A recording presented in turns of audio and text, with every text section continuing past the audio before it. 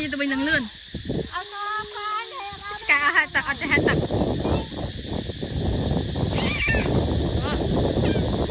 mai ăn cho người thử nhà chị đi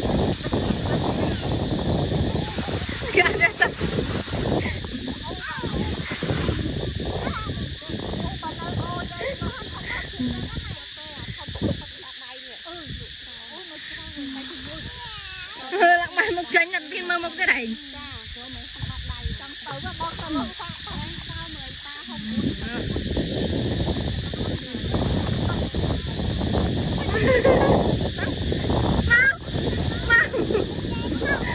lông đừng ngủ đấy mang lông tao quên lấy mang lông tao mới lông tao mới